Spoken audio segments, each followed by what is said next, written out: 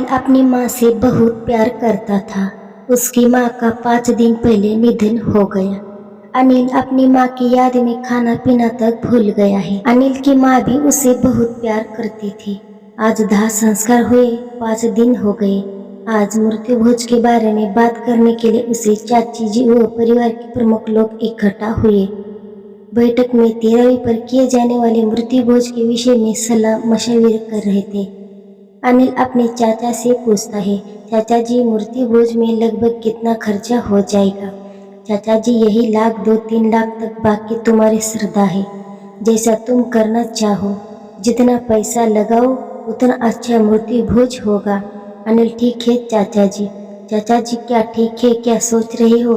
क्या करना है, कैसे करना है, बात ही नहीं रहे हो? अनिल सोच कर बताता हूँ।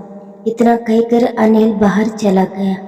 उसके जाते ही वह उपस्थित परिवारजन व रिश्तेदारों ने कानाफूसी शुरू हो गई। सब बातें करने लगे कि अनिल की माँ सरकारी नौकरी में थी, काफी रुपए अनिल के छोड़कर गई है। अनिल खुद सरकारी अफसर है, फिर भी अपनी माँ के लिए मृत्यु भोज करने की इच्छा नहीं है उसकी। आजकल के बच्चे अपने माँ बाप के लिए 1 रुपए भी खर्च नहीं कर सकते। समाज में इज्जत का जरा भी ख्याल नहीं है और नहीं माँ की आत्मा की शांति व मुक्ति की परवाह। कुछ जाने बिना कितनी ही बातें लोगों ने अनिल के लिए बना दी। कुछ देर बाद अनिल एक वृद्ध व्यक्ति जिनका नाम श्यामलाल था साथ अंदर आया। अनिल ने उस बुजुर्ग व्यक्ति को सोफे में बैठने को कहा। अनिल ने अपने चाचा को तरफ देखते हुए कहा, चाचा जी मैं मृत्यु भोज का आयोजन नहीं करूंगा।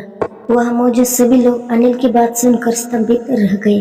सभी लोग आपस में बात करने लगे कि हमको तो पहले ही पता था कि अनिल मृत्यु भोज नहीं करेगा, कैसा बेटा है ये। अनिल के चाचा ने गुस्से से बोले, क्या दिमाग खराब हो गया है? अनिल शर्म नहीं आती तुझे? अनिल चाचा जी मैं सोच समझ कर बोल रहा हूँ। मेरी माँ स्कूल में अध्यापक थी। मुझे और मेरी बहन को उन्होंने अच्छी शिक्षा और संस्कार दिए, जिसकी बदौलत हम दोनों आज अच्छे इंसान पाए। माँ भी मृत्यु भोज के खिलाफ थी। वो मुझे बचपन से समाज में फैली कुरीतियों के बारे में बताती रही है। इसलिए मैंने निर्णय किया है कि मृत्यु भोज जैसी सामाजिक कुरीति पर अपना श्रम और धन खर्च करने के बजाय हमारे गांव में झोपड़ी में रहने वाले श्यामला जी की बेटी की शिक्षा का खर्च मैं वहन करूंगा। ऐसा करने से मेरी माँ की आत्मा को भी प्रसन्नता मिलेगी। इतना कहकर अनिल ने श्यामला से पूछा, आपको मेरा फैसला मंजूर है ना? श्यामला जी कुछ बोल न पाई। उनकी आंखें डबडबा के गई, अवरुद्ध हो गया। उठकर उन्होंने अनिल के पैर छूने चाहे तो अनिल ने रोक कर गले लगा लिया।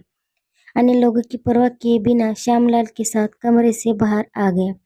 बाकी लोग अंदर कमरे में इस फैसले के पक्ष और विपक्ष में बातें करने लगे। अनिल को लोगों की बातों को परवाह नहीं थी। अनिल को मालूम था कि अगर माँ होती तो उसके फैसले से सहमत होती और पूर्ण समर्थन देती।